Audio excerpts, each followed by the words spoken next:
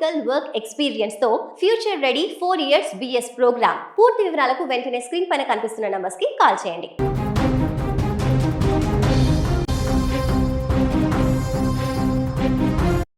వందలాది మంది బంధుమిత్రుల సాక్షిగా ఆనందోత్సాహాల మధ్య ఆ ఇద్దరి కళ్యాణం ఎంతో వైభవంగా జరిగింది. అంతా కలిసి ది పర్ఫెక్ట్ వెడ్డింగ్ అనుకున్నారు. కానీ ఆ బంధం పట్టుమని 10 గంటలైనా గడవక ముందే విధి అత్యంత క్రూరంగా ప్రవర్తించింది. కొత్త జీవితంలోకి అడుగు పెడుతున్న ఆ నూతన వధువరుల ప్రయాణం ఒక ఘోర హెలికాప్టర్ ప్రమాదంలో విషాదాంతమైంది.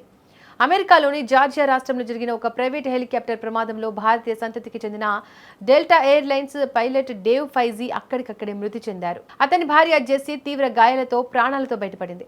ప్రమాదంలో హెలికాప్టర్ నడుపుతున్న ప్రధాన పైలట్ కూడా మృతి చెందారు. మృతుడు డేవ్ తల్లిదండ్రులు జార్జ్ షీబా కొన్నేళ్ల క్రితం కేరళలోని ఎర్నాకులం నుంచి అమెరికాకు వలసరాగా వధువు జెస్నీ కుటుంబానికి కూడా కేరళలోని అలప్పుళ జిల్లాతో సంబంధాలు ఉన్నాయి. డాసన్విల్లే పరిసరాల్లోని ది రివెరే వెడ్డింగ్ హాల్లో డేవ్ డెస్నీల వివాహం ఘనంగా జరిగింది. రాత్రి 9:30 ప్రాంతంలో వేడుకలు ముగిశాక ఈ కొత్త జంట అట్లాంటా డౌన్ టౌన్లోని ఒక హోటల్కు వెళ్లేందుకు ప్రైవేట్ హెలికాప్టర్ ఎక్కాల్సి ఉంది. అయితే అప్పటికి అక్కడ వాతావరణం పూర్తిగా మారిపోయింది.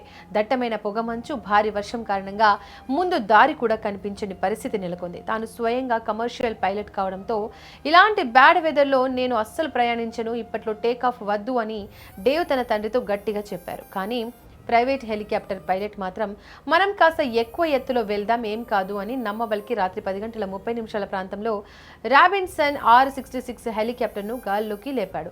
దురదృష్టవశాత్తు టేకాఫ్ అయిన కొద్దిసేపటికి ఆ హెలికాప్టర్ డాసన్విల్లే నైరుతి దిశలో ఉన్న దట్టమైన అడవులు, కొండల మధ్య కూలిపోయింది. ఈ భీకర ప్రమాదంలో హెలికాప్టర్ ముక్కలై చెట్ల మధ్య పడిపోగా తీవ్రంగా గాయపడిన వధువు జెస్నీ ఆ శిథిలాలు విరిగిపడిన చెట్ల కింద దాదాపు 5 గంటల పాటు కదల్లేని స్థితిలో చిక్కుకుపోయింది. ఈ భయానక నరకాన్ని గుర్తు చేసుకుంటూ జెస్నీ మామ జార్జ్ ఫైజీ కన్నీరు మున్నీరయ్యారు. ప్రమాదం జరిగిన ప్రాంతంలో కమ్యూనికేషన్ నెట్వర్క్ లేకపోవడం, రోడ్డు మార్గం సరిగా లేకపోవడంతో 6 గంటల పాటు శ్రమించి ఆఫ్ రోడ్ వాహనాల సాయంతో రెస్క్యూ టీం జెస్నీని రక్షించి ఆసుపత్రికి తరలించారు. ఆమెకు ఒళ్లంతా తీవ్రమైన గాయాలయ్యాయి. మానసికంగా ఆమె పూర్తిగా కుంగిపోయింది. ఈ ఊహించని విషాదంపై అమెరికా జాతీయ రవాణా భద్రతా బోర్డు విచారణ ప్రారంభించింది. ఏ ఇంట్లో అయితే కొన్ని గంటల క్రితం వరకు పెళ్లి బాజాలు మోగాయో అదే ఇంట్లో ఇప్పుడు శోకసంద్రం నిండింది. పెళ్లి సంబరాల్లో ఉన్న ఇరు కుటుంబాల సభ్యులు ఈ వార్త వినగానే నిశ్చేష్టులయ్యారు.